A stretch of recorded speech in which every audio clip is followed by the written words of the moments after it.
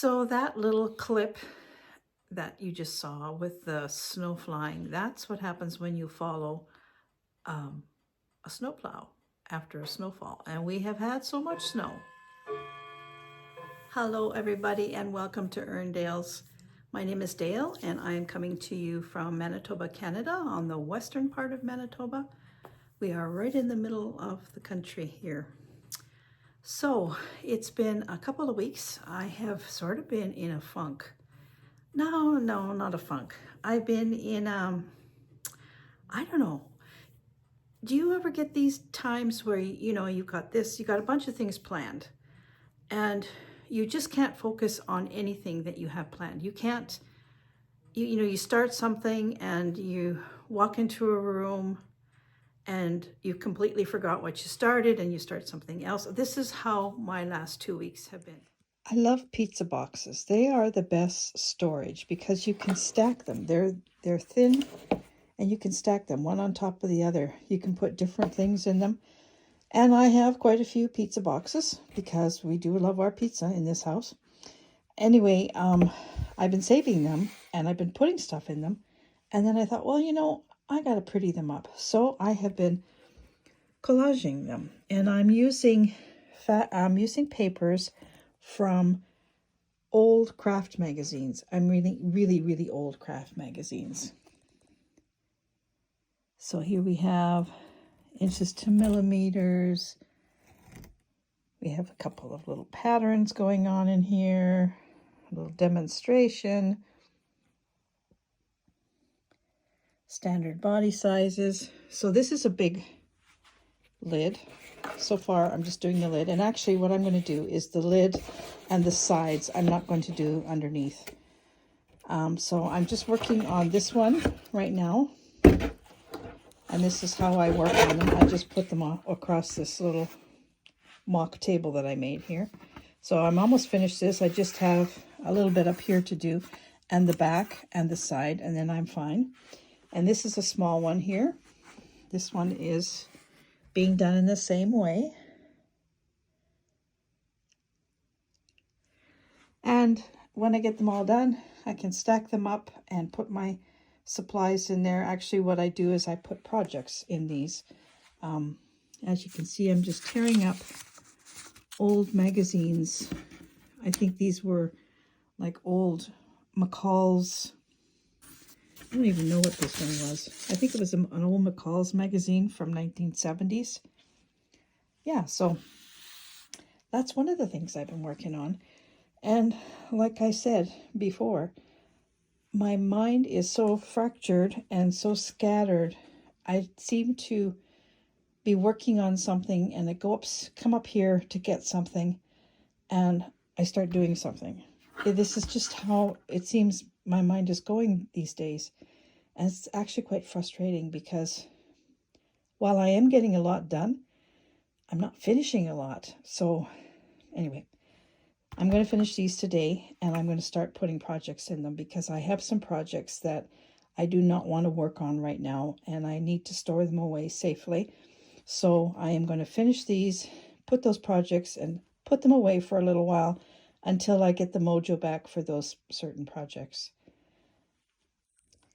And I have a ton of old craft magazines. This one is from 1989, Women's Day Super Special, Needlecraft and Sweater Ideas. And I have them for collaging. I don't have them to be using them. But you know what happens when you pull out a magazine and say, okay, this one's good, I'm going to rip this up. And you start going through it and you find things in there. You think, oh, gee, like I could make that. This is a good page for collage. It's got a nice feel to it. Then you find things in here that you think, oh, I think that's why I was saving this magazine, because there's this I wanted to make and there's this I wanted to make. So I'm trying not to open them up. I'm just trying to rip them up. But there are some pretty cool things in here. Look at the style of the sweaters in the 80s. They're sort of coming back. The yoke sweater is back in style again. For a while it was gone, but now it's back. I actually do like this sweater. I like the drop sleeve of it. I should actually pull out this pattern because Gary was saying he wanted a cardigan, and this is a really nice cardigan. It's got the nice V-neck in it, drop sleeve.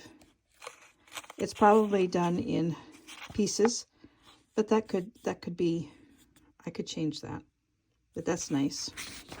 This is nice too. I really like this. So yeah, okay, why did I open this book? Oh gosh, I'm in trouble. Look at that. Some color work on that one.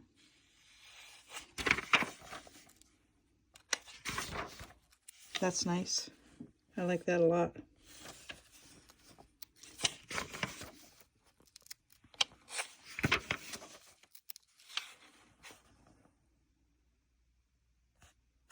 I like the style of this. But notice the puffy sleeves on all of these. That's easy to change too. There's a nice basic little sweater. I think that might be, no, I thought it was crochet, but I don't think it is. Look at the color work on that one. Cute for kids. There's another cute little color work sweater. Okay, so I'm going to have to, oh, look at here. Cute. I might have to go through this a little bit more closely and see. Oh, a bear. And a bear sweater. I could knit that for Olive's bear. Steen's is Olive. By the way, Olive loves her bear. Everywhere she goes, bear goes with her. That's pretty too. And she is now, ooh, look at that. Okay, I'm not going to throw this book out. I'm not going to rip it up either. Olive's now getting into the stage where she wants to dress things. And I was talking to her mom, and she said, do you have any clothes for the bear? And I'm like, do I have clothes? I have a lot of clothes. Let me show you. These are all doll clothes that I made. I used to make doll clothes and sell them. And these are still some that I was using for my own doll collection. So I'm going to send her this one. This will fit Bear perfectly, this little hoodie. And then I have another little sweater here. I've got so much of this because I used to sell them on doll groups. These are made to fit like 18-inch doll size. This one is really cute. I'll send her this one too. It's got the little sweater and the little tam to go with it. So I'll send her that. Here is a onesie with a hood. I'll send her this. She'll have fun dressing up her doll. Here's another hoodie. I haven't quite finished this one, obviously. I must have been making it for somebody. It's a little bit bigger, but that's okay. So I'll send her that one. And then there's another, this is a big sweater. I don't know if I'll send this one, but it just needs to be sewn up. Yeah, so yeah, I have got clothes. All knitted stuff, but I mean, I do have regular doll clothes as well. I could send some of that for her and her bear. And she has a few other little characters too that she would like to dress up. So that's what I'm going to do. I'm going to send her this pile of stuff. And I'm going to look through this book. I kind of like some of the things, so I won't be ripping this one up. I have accomplished some things, even though I've been all over the place. And I have continued to do things that I have been working on, but I just feel so disjointed for some reason. I don't know why. So yeah, hopefully this video won't be as disjointed as my last 2 weeks have been. I'll try to make it all fit into proper spaces, but I don't know if it will or not.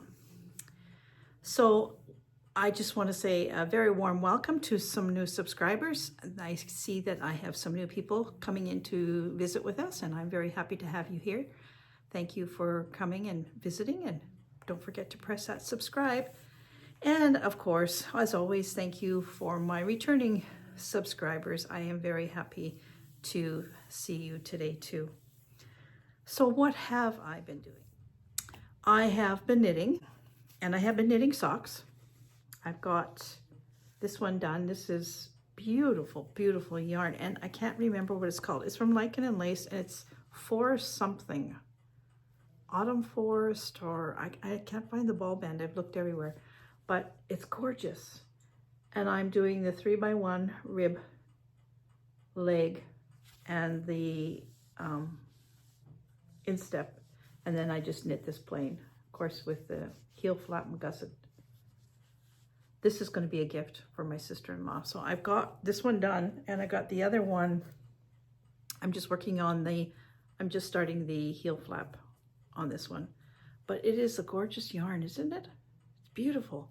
I actually might order some of this, some more, because I really, really love the colors. They're my colors. These are totally my colors.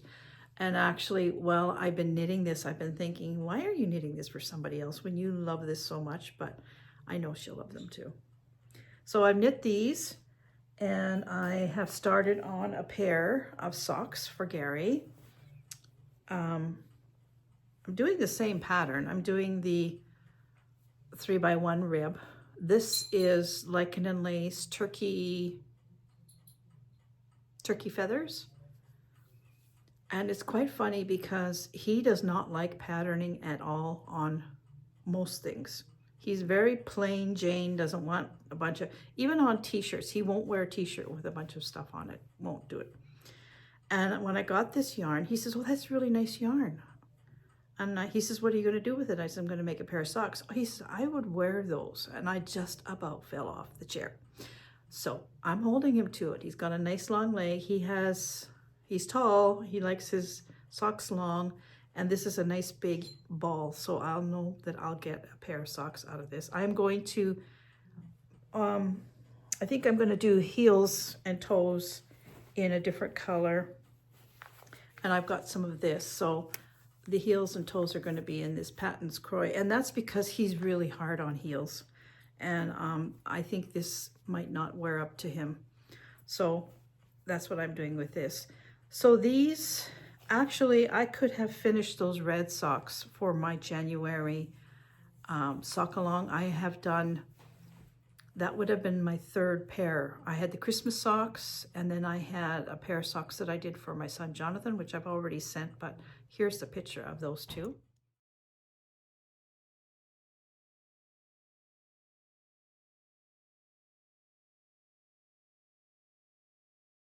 And then these red ones, I could have finished these red ones for January too, but you know, I wasn't in a hurry. So for February, I'll have those, and I'll have Gary's, and I think I'll have another pair as well, probably for the, oops, I'm almost got my stuff off here. I'll have another pair for the February sock along. So if you are a new knitter, new to knitting, and you're just teaching yourself how to knit, or you're learning different things, and you've not done anything, all you've knit is flat. Maybe you've made a hat in the round, or, you know, but if you want to make a garment and you're scared to because you're thinking that it's something big and I might not finish it, and you might not either, I would suggest making smaller things, you know, like doll clothes. I hadn't knit for a long, long time. I learned to knit as a child, and I knit for a bit, and then I switched to crochet, and I only crocheted. I hadn't knit for years. And then I wanted to knit, and I was kind of like that. I was afraid to start a sweater, thinking, oh, I'll never finish it. So what I did was I started knitting doll clothes, because I had connections with people who were doll collectors who were wanting clothes. And it was great because I could learn how to put a band on a sweater, or make a buttonhole, or, you know, do different constructions of different clothing. But I were just little small projects, so I could finish them. And that was really good for me to get me in the mood to do something bigger then. So then I wasn't afraid that I wasn't going to finish anything, because I already knew how to put a neck on, how to, you know, put the band on a cardigan and that kind of thing. And so it took away all of that worry over putting a garment together. So if you are new to knitting and you want to reach out and try something different, but you're afraid of a big project, start on a little project. Make a little sweater for a child, or make a doll sweater and give it to a child, or something like that. You know, there's other, you don't have to just dive into a big project right off the bat. There's little projects that you can do, and hats are great for learning to work in the round, on decreasing, you know, things like that, because those are all things that you have to learn for garments as well. You have to learn how to decrease for your shoulder seams, and you know, how to pick up stitches, and there's different things that you have to learn, and those can be learned on little projects as well as big projects. So I just wanted to say that, because I know there's a lot of people who have gone back to knitting and haven't really gone to getting off of a flat piece. You know, they're making scarves, or they're making dishcloths, or they're making squares to put together, or things like that, and they're doing all kinds of different stitches. They just haven't had the opportunity to put a garment together. So there's a little hint. Try that if you want to. Okay, let's move on. And I have been working on my squares, my one-a-day wonky, which I haven't been doing shorts on it because it's the same thing, you know, just one or two more squares. I have been working on that, and I'll show you that. So for my one-a-day wonky, I got a pile. I think I have 22, 23, and I stopped making them because I want to catch up with the stitching on them. So what I'm doing, once I make them, then I'm going ahead and I'm stitching on them. I'm just doing Canter type running stitches just to finish them off. And I've done a few. I've been just stitching on these now. Instead of making a new one every day, I'm trying to stitch one a day, so I can get all of these stitched. Then they are completed and ready to be put together. And then all I have to do is just make the rest of them and stitch the rest of them. So that's what I'm doing right now. I'm just working through this pile and just doing my top stitching on here. And it's really finishes them off really pretty. I really love this project. I really could do a whole quilt like this. I seriously could. Me, the non-quilter, the only quilt I've ever really done is that one. I could so do a full quilt like this. This is just wonderfully relaxing. Just pick a color, put it on, stitch it down. The back is just as much fun as the front. Yeah, I love this. So I'm just going to, I think I've sort of changed a little bit my design. I don't think I'm going to do 3 complete rows. I think I'm going to have 1 row with the focal and then a half on each side. I don't know. I'm going to see how big I need it for this wall. I want it to come down more than out. I don't want it to be square. I think I've changed my mind on that part. But yeah, I love this. This is very comforting in times when you need some comfort. This is very comforting.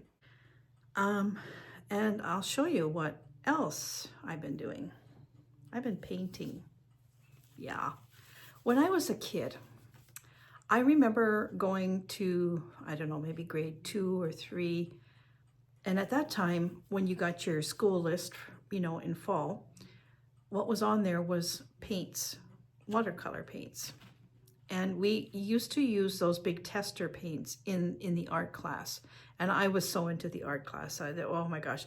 The 3 things that I went to school for was music, art, and reading. The rest I could have cared less about.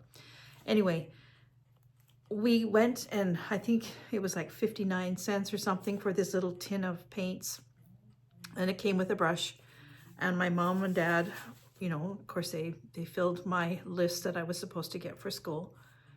And before I even got to school, I completely used up all the paints in that tin. So they had to go get another 59-cent one.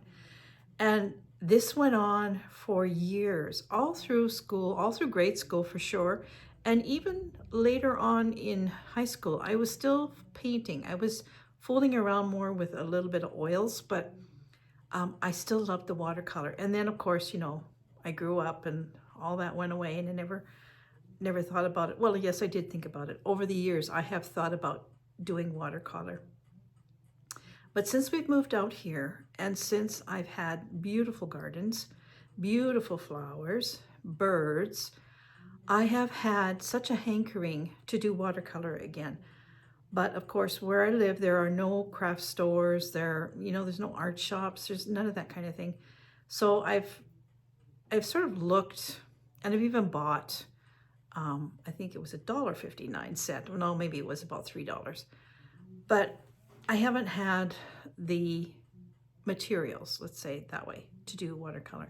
But I really, really want to do watercolor. I want to sit out in my yard, in my garden, and paint some of my gardens. And I thought, well, you know, Dale, you do have that really cheapo set that you bought at the dollar store. I think it's got 8 colors in it, maybe. And you do have really cheapo brushes. Why don't you just paint? And I didn't have any paper, watercolor paper either. So I thought, well, okay, I'm gonna get some old books and I'm gonna rip them up and I'm gonna do some watercolor. And so I did. I'll show you what I did. This was my first effort, which really isn't all that great. But, you know, after 60 years,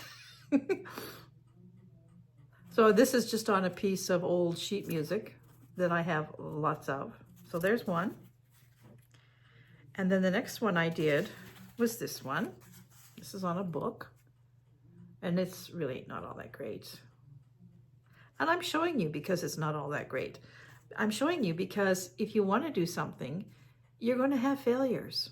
But if you just keep on going and keep on going, eventually you'll have a success.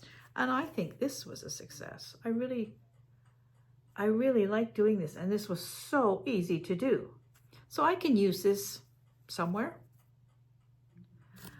And then I thought, okay, my favorite bird, let's try that. And this definitely was a success. So now I am totally hooked.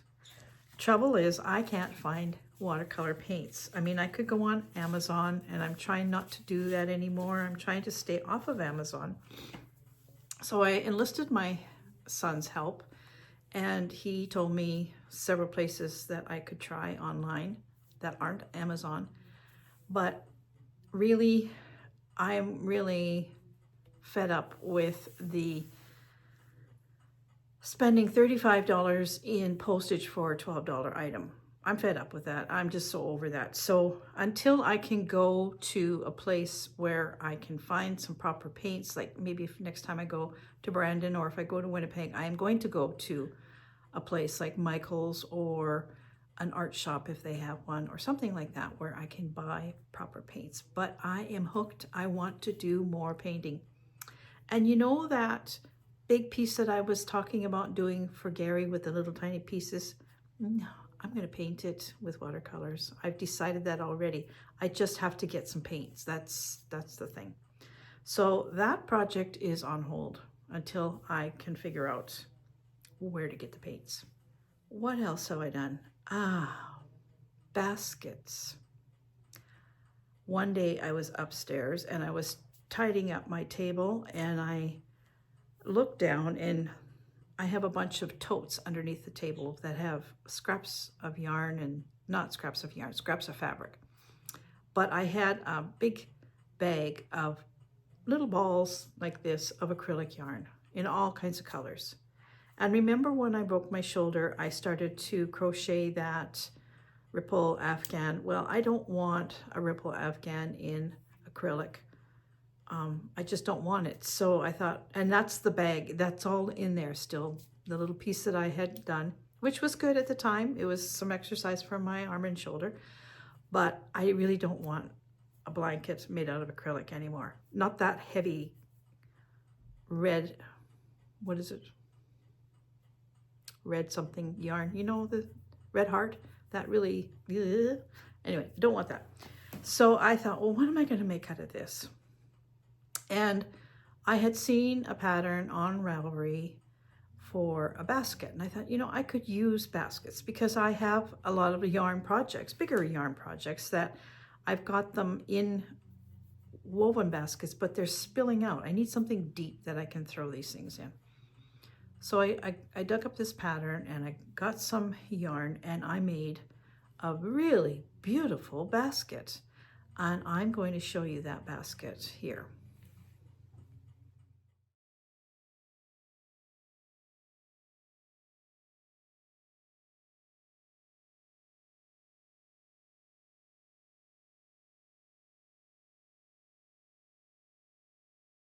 This is the basket. It turned out so gorgeous.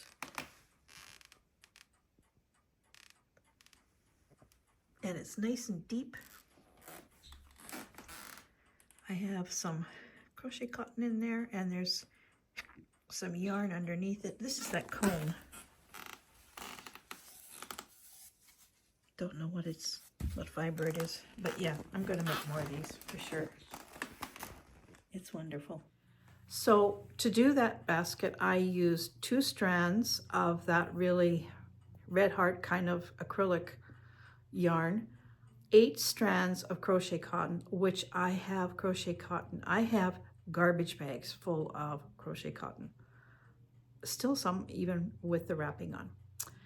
And 2 strands of acrylic yarn, 8 strands of different colors of crochet cotton, and I started with the balls that were partial balls first.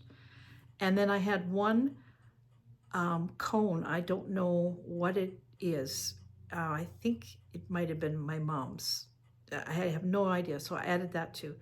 And I made a beautiful, beautiful fabric, sturdy, sturdy, sturdy basket out of it, and that's what that basket's made out of.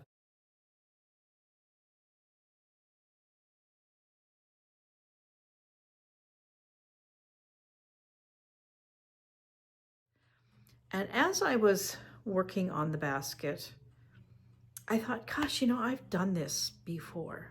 Like particularly when I started and I was doing the bottom part of it, it was so familiar to me and it was bothering me. So I stopped what I was doing, went back upstairs, and I have a bag of patterns where I would like to get rid of them because I'm not using them. And I found this.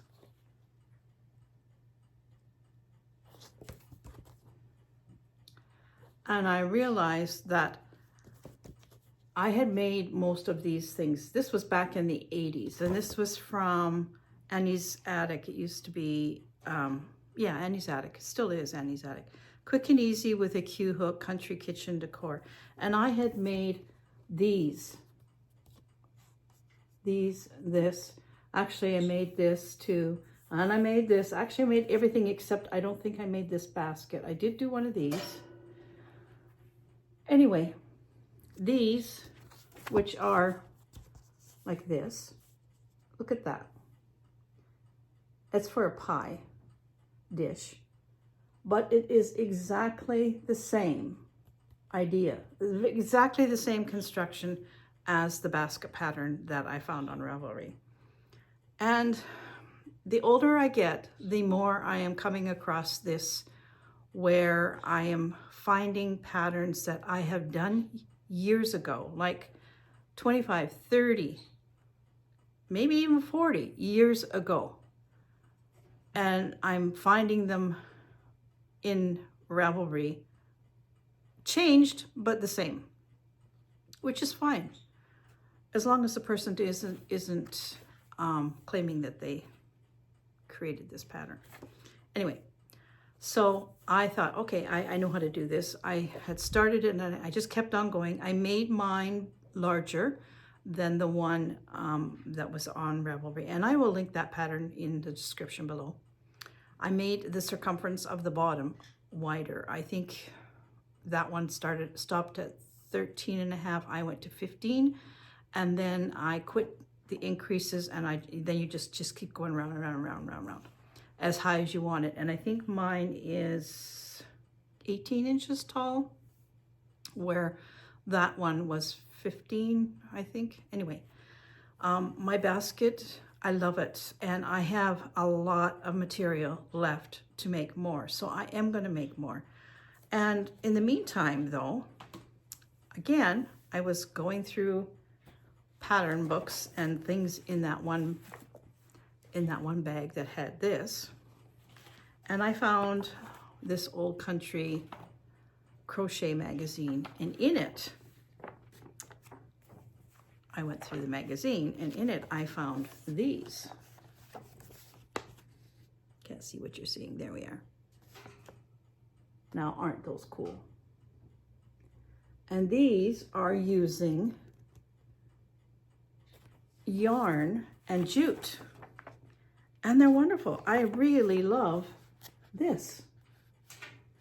And just think of how strong it would be if you put jute with it. And I got a lot of jute as well. So I might do some of these as well. And the other thing I know is that years ago, when I was doing those other little, pie plate things and stuff like that, I also sewed together strips. I got old sheets and I cut them in little strips about that wide, and I sewed the ends all together just on the machine, and I rolled it all in a ball.